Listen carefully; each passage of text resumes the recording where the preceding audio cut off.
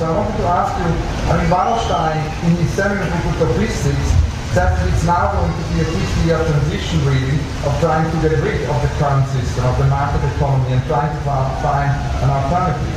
So he predicts a sort of 50-year turmoil almost, and then maybe a new system.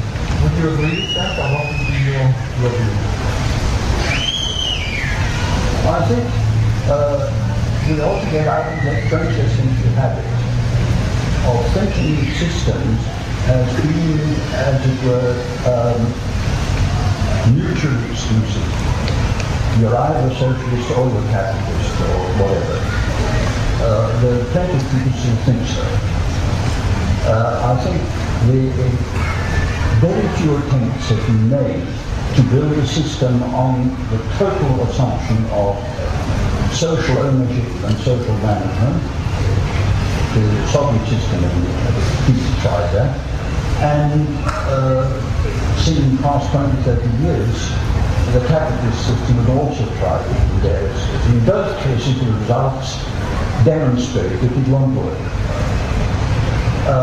So it seems to me the problem isn't whether this market system disappears, but exactly what the nature of the mixture between market economy and public economy is, and above all, in my view, what are the social objectives of that economy.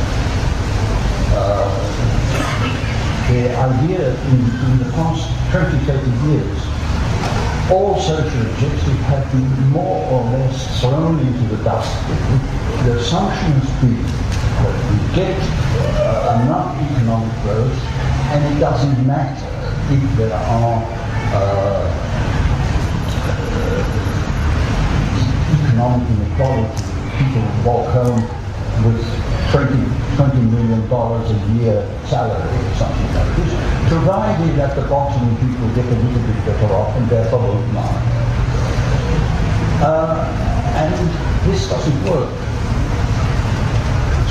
It hasn't worked. So I think a rediscovery of what used to be called the principles of social democracy will be necessary, just as a rediscovery of the economics of which are both capitalist and socialist, people like Keynes, is also happening. How far it will actually take place, I don't know, because that depends on the politics, particularly the politics of the United States. It also depends, I think, on the extent to which we can reintroduce fear into the minds of the rich. One of the worst things about the politics of the past 30 years is that the rich have forgotten to be afraid of the poor, of most of the people in the world.